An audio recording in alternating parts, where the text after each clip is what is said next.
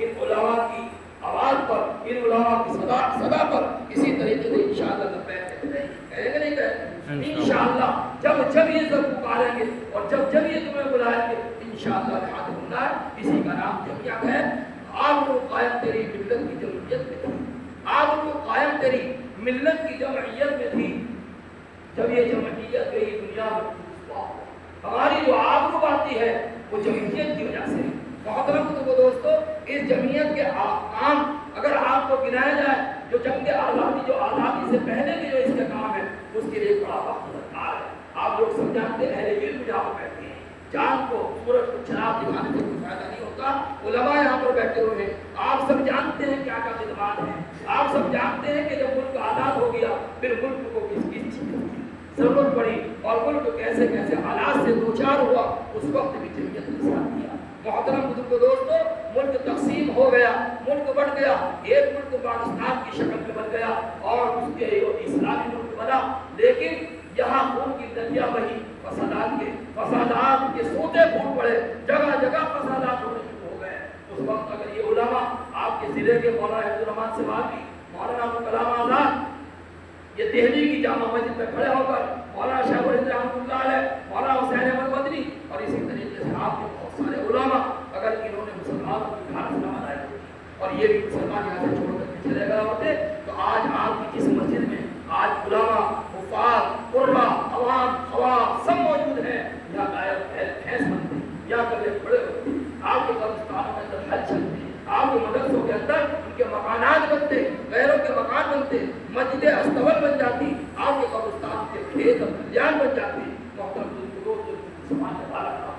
یہ جمعیت کا کام ہے کہ انہوں نے مسلمانوں کی حالت بتائی اور مسلمانوں کی ایک بہت بڑی تعداد کو یہاں روک کر کے آپ کی مسجدوں کی حفاظت فرمائی، آپ کی خانقاہوں کی حفاظت فرمائی، آپ کے مکتبوں کی حفاظت فرمائی، آپ کی خانقاہوں کی، آپ کے مدرسوں کی حفاظت فرمائی ہے. یہی جمعیت کا کام ہے ورنہ نام کیا. اس لیے اس جمعیت کا جب ہمارے اوپر اتنا بڑا احسان ہے کہ ہماری مسجدوں کو بچا کر لے گئی، ہمارے مدرسوں کو بچا کر لے گئی، ہمارے خانقاہوں کو اور مقابر کو بچا کر کے لے گئی. آج ہمیں اس کو مضبوط کرنے کی ضرورت ہے یا نہیں؟ ہمیں اس کو مضبوط کرنے کی ضرورت ہے یا نہیں؟ اس جماعت نے ہمیں اتنا ساتھ دیا، اتنا کام کیا، آج اس کے ہاتھوں کو مضبوط کرنا مسلمانوں کا کام ہے. اور اللہ تبارک و تعالیٰ کو جمعیت مقصود بھی ہے. جماعت تبلیغ نکلتی اس مسجد میں بھی کام ہو رہا ہوگا تبلیغ کا. آپ جا رہے ہیں مسجد مدرسے محلے میں گشت کے لیے جا رہے ہیں تو کس کی شکل میں؟ جماعت کی شکل میں. آپ کسی گاؤں میں دعوت و تبلیغ کے لیے جا رہے ہیں کس کی شکل میں؟ جماعت کی شکل میں. کہیں ضلع وائز، کہیں علاقے وائز اجتماع ہو رہا ہے، کہیں ضلع وائز اجتماع ہو رہا ہے، کہیں صوبہ وائز اجتماع ہو رہا ہے، کہیں ملک گیر انتظامات کیا ہو رہا ہے، اجتماع ہو رہا ہے. یہ سب جمعیت جو ہے لہٰذا اللہ کی جمعیت مقصود ہے. اور میں آپ کو بتلاؤں کہ آپ لوگ کتنے یہاں پر حاجی ہیں اور کتنوں نے حج کے میدان عرفات کے میدان میں دیکھا کہ عرفات کے میدان میں کی محنت ہے. اللہ بتاؤ جتنے حاجی ہے عرفات کے میدان میں کی محنت ہے. محنت ہے تو طواف کرنے میں، محنت ہے تو صحیح کرنے میں، سب سے زیادہ محنت اگر ہے تو کس میں ہے؟